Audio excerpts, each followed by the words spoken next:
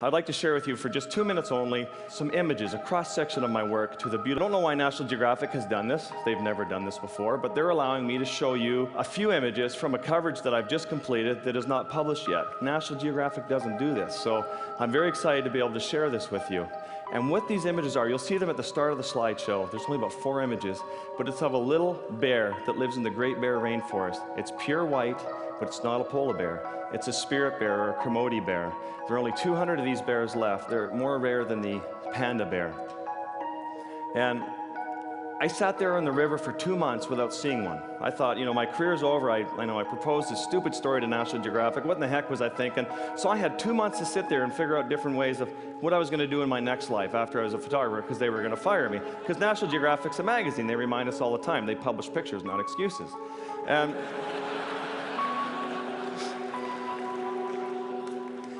And after 2 months of sitting there, one day thinking that it was all over, this incredible big white male came down right beside me, 3 feet away from me. And he went down and grabbed a fish and went off in the forest and ate it.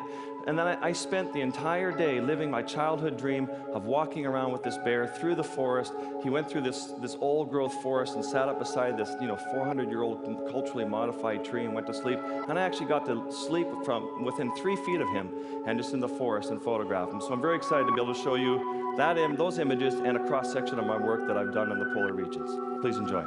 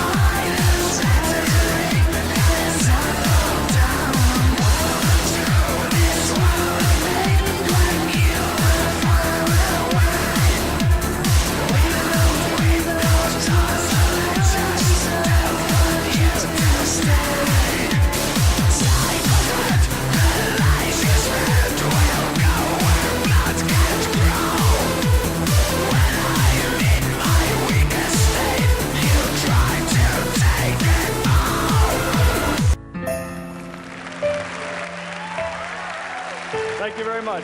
The show's not over. My clock is ticking. Okay, let's stop. Thank you very much. I appreciate it. We're inundated with news all the time that the sea ice is disappearing and, it's at its lowest level. And in fact, scientists were originally saying sea ice is going to disappear in the next 100 years, and they said 50 years. Now they're saying the sea ice in the Arctic, the summertime extent, is going to be gone in the next 4 to 10 years. And what does that mean? After a while of reading this in the news, it just becomes news. You sort of glaze over with it. And what I'm trying to do with my work is put faces to this. And I want people to understand and get the concept that if we lose ice, we stand to lose an entire ecosystem. Projections are that we could lose polar bears. They could become extinct in the next 50 to 100 years. And there's no better, sexier, more beautiful, charismatic megafauna species than for me to hang my campaign on. Polar bears are amazing hunters. This is a bear I sat with for a while on the shores. There was no ice around, but this glacier calved into the water and a seal got on it, and this bear swam out to that seal, 800-pound bearded seal, grabbed it, swam back, and ate it. And he was so full, he was so happy and so fat eating the seal that as I approached him about 20 feet away to get this picture, his only defense was to keep eating more seal. And as he ate, he was so full, he had probably about 200 pounds of meat in his belly. And as he ate, inside one side of his mouth, he was regurgitating out the other side of his mouth. So as long as these bears have any bit of ice, they will survive, but it's the ice that's disappearing. We're finding more and more dead bears in the Arctic. When I worked on polar bears as a biologist 20 years ago, we never found dead bears. And in the last 4 or 5 years, we're finding dead bears popping up all over the place. We're seeing them in the Beaufort Sea, floating in the open ocean where the ice is melted out. I found a couple in Norway last year. We're seeing them on the ice. These bears are already showing signs of the stress of disappearing ice. Here's a mother and her 2-year-old cub. We're traveling on a ship 100 miles offshore in the middle of nowhere, and they're riding on this big piece of glacier ice, which is great for them. They're safe at this point. They're not going to die of hypothermia. They're going to get to land. But unfortunately, 95% of the glaciers in the Arctic are also receding right now, to the point that the ice is ending up on land and not injecting any ice back into the ecosystem. These ring seals, these are the fatsicles of the Arctic. These little fat dumplings, or 150-pound bundles of blubber, are the mainstay of the polar bear. And they're not like the harbor seals that you have here. These ring seals also live out their entire life cycle associated and connected to sea ice. They give birth inside the ice, and they feed on the Arctic cod that live under the ice. And here's a picture of sick ice. This is a piece of multi-year ice that's 12 years old, and what scientists didn't predict is that as this ice melts, it's getting these big pockets of black water are forming, and they're grabbing the sun's energy and accelerating the melting process.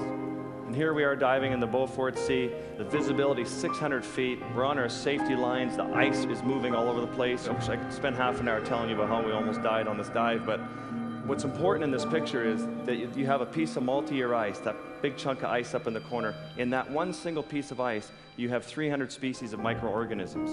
And in the spring, when the sun returns to the ice, it forms the phytoplankton, grows under that ice, and then you get bigger sheets of seaweed, and then you get the zooplankton feeding on all that life. So really what the ice does is it acts like a garden. It acts like the soil in a garden. It's an inverted garden. Losing that ice is like losing the soil in a garden. Here's me in my office. I hope you appreciate yours. This is after an hour under the ice. I can't feel my lips. My face is frozen. I can't feel my hands. I can't feel my feet. And I've come up, and all I want to do is get out of the water. After an hour in these conditions, it's so extreme that when I go down almost every dive, I vomit into my regulator because my body can't deal with the stress of the cold on my head. And so I'm just so happy that the dive is over. I get to hand my camera to my assistant, and I'm looking up at him, and I'm going, woo, woo, which means take my camera. And he thinks I'm saying, take my picture. So we had this little communication breakdown. But it's worth it. I can show you pictures of beluga whales, bowhead whales, and narwhals, and polar bears, and leopard seals today. But this picture right here means more to me than any other I've ever made. I dropped down in this ice hole, just that hole that you just saw, and I looked up into the underside of the ice, and I was dizzy. I thought I had vertigo. I got very nervous. No rope, no safety line. The whole world is moving around me. And I thought, I'm in trouble. But what happened is that the entire underside was full of these billions of amphipods and copepods moving around and feeding on the end of the side of the ice, giving birth and living out their entire life cycle. This is the foundation of the whole food chain in the Arctic right here. And when you have low productivity in ice, the productivity in copepods go down. This is a bowhead whale. Supposedly, science is stating that it could be the oldest living animal on Earth right now. This very whale right here could be over 250 years old. This whale could have been born around the start of the Industrial Revolution. It could have survived 150 years of whaling, and now its biggest threat is the disappearance of ice in the north because of the lives that we're leading in the south. Narwhals, these majestic narwhals with their 8-foot-long ivory tusks, don't have to be here. They could be out in the open water, but they're forcing themselves to come up in these tiny little ice holes where they can breathe, catch a breath, because right under that ice are all the swarms of cod, and the cod are there because they're feeding on all the copepods and amphipods. All right, my favorite part. When I'm on my deathbed, I'm going to remember one story more than any other. Even though that spirit bear moment was powerful, I don't think I'll ever have another experience like I did with these leopard seals. Leopard seals, since the time of Shackleton, have had a bad reputation. They've got their, that wily smile on their mouth. They've got those black, sinister eyes and those spots on their body. They look positively prehistoric and a bit scary. And tragically, in 2004, a scientist was taken down and drowned, and she was being consumed by a leopard seal. And people are like, we knew they were vicious. We knew they were, and so people love to form their opinions. And that's when I got a story idea. I want to go to Antarctica, get in the water with many leopard seals as I possibly can, and give them a fair shake. Find out if they really are these vicious animals or if they're misunderstood. So this is that story.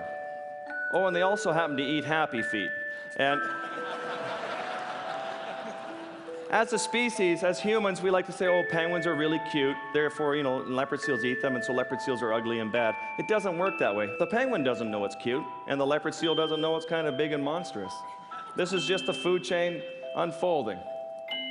They're also big. They're not these little harbor seals. They are 12 feet long, 1,000 pounds, and they're also curiously aggressive. You get 12 tourists packed into a Zodiac, floating in these icy waters, and a leopard seal comes up and bites the pontoon. The boat starts to sink. They race back to the ship and get to go home and tell the stories of how they got attacked. All the leopard seal's doing is, it's just biting a balloon. It sees this big balloon in the ocean. It doesn't have hands. It's going to take a little bite. The boat pops, and off they go. So after 5 days of crossing the Drake Passage, isn't that beautiful? After 5 days of crossing the Drake Passage, we have finally arrived at Antarctica. I'm with my Swedish assistant and guide. His name is Goran Elma from Sweden, Goran. And he has a lot of experience with leopard seals. I've never seen one. So we come around the cove in our little Zodiac boat, and there's this monstrous leopard seal. And even in his voice, he goes, that's a bloody big seal, yeah. And this seal is taking this penguin by the head, and it's flipping it back and forth, and what it's trying to do is turn that penguin inside out so it can eat the meat off the bones, and then it goes off and gets another one. And so this leopard seal grabbed another penguin, came under the boat, the Zodiac, started hitting the hull of the boat, and we're trying to not fall in the water, and we sit down, and that's when Goran said to me, this is a good seal, yeah, it's time for you to get in the water. And I looked at Goran and I said to him, forget that, but I think I probably used a different word starting with the letter F. But he was right. He scolded me out and said, this is why we're here, and you proposed this stupid story to National Geographic, and now you got to deliver, and you can't publish excuses. So I had such dry mouth, probably not as bad as now, but I had such dry mouth, and my legs were just trembling. I couldn't feel my legs. I put my flippers on. I could barely part my lips. I put my snorkel on my mouth, and I rolled over the side of the Zodiac into the water. And this is the first thing she did. She came racing up to me and engulfed my whole camera, and her teeth are up here and down here. But Goran, before I had gotten in the water, had given me amazing advice. He said, if you get scared, you close your eyes, yeah, and she'll go away. So that's all I had to work with at that point. But I just started to shoot these pictures. So she did this threat display for a few minutes, and then the most amazing thing happened. She totally relaxed. She went off, she got a penguin, she stopped about 10 feet away from me, and she sat there with this penguin. The penguin's flapping, and she lets it go. The penguin swims towards me, takes off, she grabs another one. She does this over and over. And it dawned on me that she's trying to feed me a penguin. Why else would she release me? Release these penguins at me. And she, after she did this 4 or 5 times, she swam by me with this dejected look on her face. You don't want to be too anthropomorphic, but I swore that she looked at me like this useless predator is going to starve in my ocean. So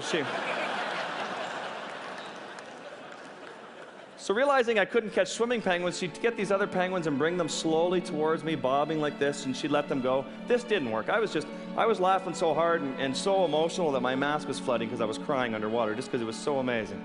And so that didn't work. So then she'd get another penguin and try this ballet-like sexy display sliding down this iceberg like this, and she would sort of bring them over to me and offer it to me. This went on for 4 days. This just didn't happen a couple of times. And then so she realized I couldn't catch live ones, so she brought me dead penguins. Now I've got 4 or 5 penguins floating around my head, and I'm just sitting there shooting away.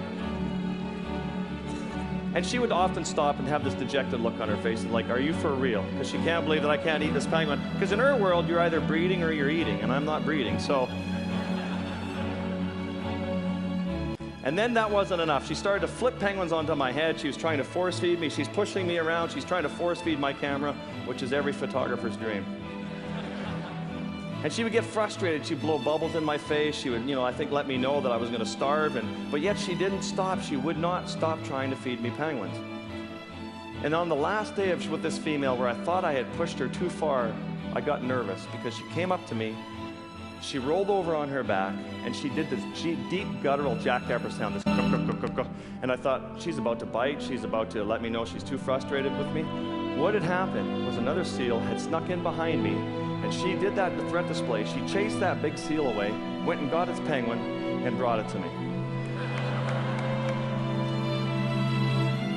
That wasn't the only seal I got in the water with. I got in the water with 30 other leopard seals, and I never once had a scary encounter.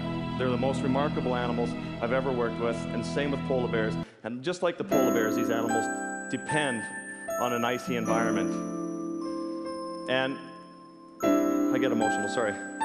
It's a story that lives deep in my heart, and I'm proud to share this with you, and I'm so passionate about it. Anybody want to come with me to Antarctica or the Arctic? I'll take you. Let's go. We got to get the story out now. Thank you very much. Thank you.